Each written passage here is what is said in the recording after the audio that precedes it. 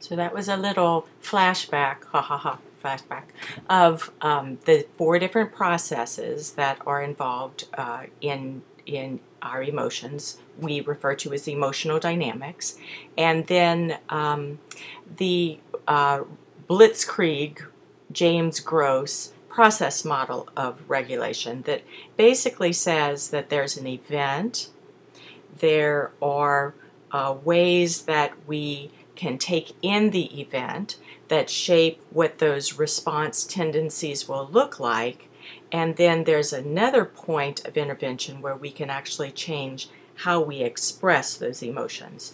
So between the event and the experience, there are 4 different intervention types that we can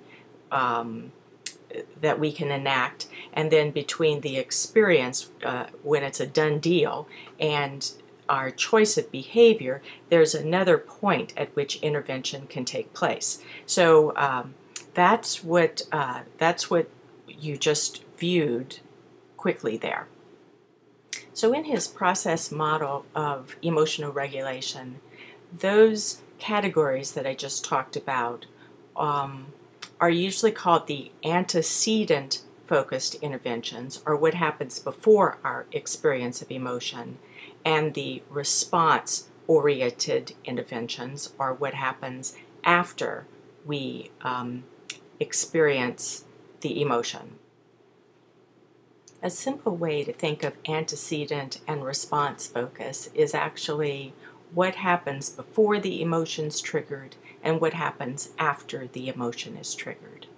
Psychologists have usually looked at 3 different types of emotional responses: the physiological response, what happens in our body; the experiential response, or what my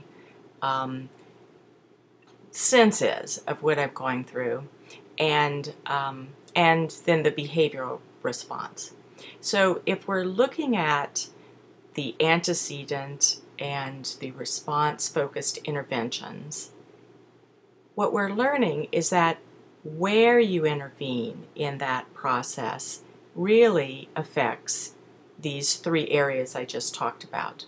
So for instance, if I intervene at the cognitive reappraisal, with cognitive reappraisal at that antecedent level, so I hear somebody say something that feels insulting to me, and I start to feel a little irritated about that.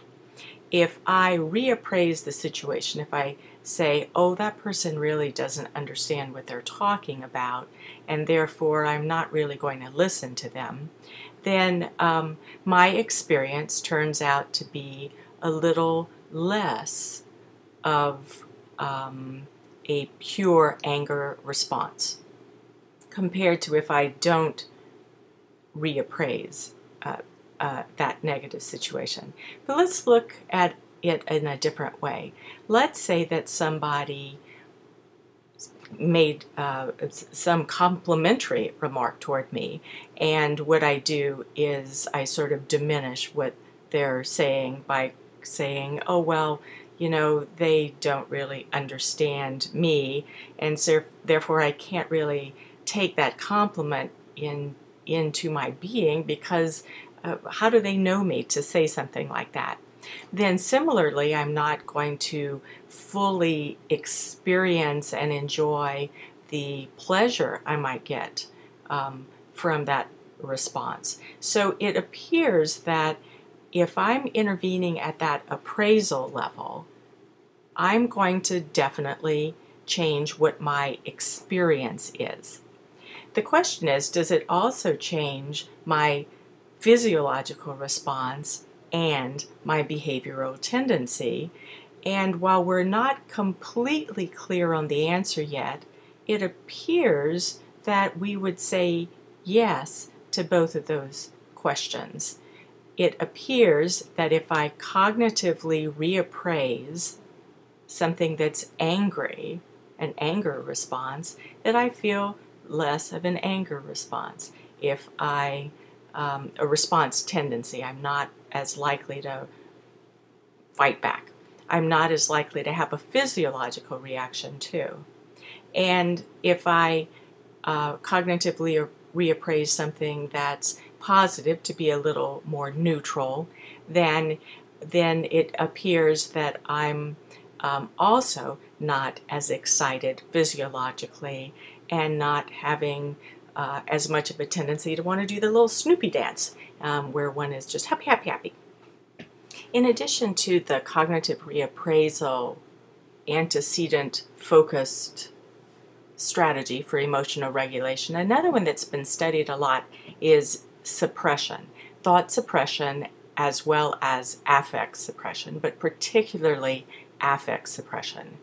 And that shows an interesting, unique little fingerprint, because if you give subjects in an experiment the instruction to reduce reactivity, just bring it down, whatever you're experiencing emotionally, it appears that we actually have no control or very little control when that is regarding something that's negative. So if we are watching a horrible movie where somebody is being raped, and we are told, don't be upset when you watch this movie, suppress your feelings, we still end up feeling experientially that we're upset, and our physiological response shows that too. In other words, we have a greater sympathetic nervous system activation. In contrast, if we are given a surprise gift that we actually would be pleased over, and we're told to suppress the pleasure, we will report that we actually do feel less pleasure because we've suppressed that positive feeling. And it appears that our physiology goes along with that. So these are some unique features of each of our intervention techniques. Each technique, regardless of where it exists on that continuum, has a different fingerprint in many ways. And this is what James Gross has spent his career studying. In addition to the affective consequences of some of our emotional regulation techniques, psychologists have looked at cognitive consequences. What is the impact on our thinking? And again, reappraisal and suppression are two very common ones that are studied. When subjects are divided into three groups, and in one group they're asked to watch a film where a man is confessing to his wife that he's just had an extramarital affair and he's about to leave her, and this is viewed in front of a child, so that's the film. And one group is asked to watch the film and suppress any emotional response you have. Another group is asked to watch the film and just watch the film. They're the control group. And the third group is asked to watch the film as if they're a therapist, being detached, hearing this story unfold as something that they need to just cognitively understand. So when you have these three groups given these three instructions and seeing the same film, the psychologists have looked at how they perform on a memory test. So they're given another kind of memory test, not about the film, but they're given some words to remember, and they have to remember pairs of words. Did you see this word before or not? A test of verbal memory, common test. And then how confident they are about their answers.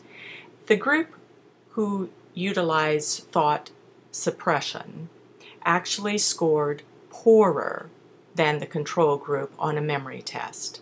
And the group who was asked to look clinically, just as if a detached observer and witness to the film, they did as well as the control group.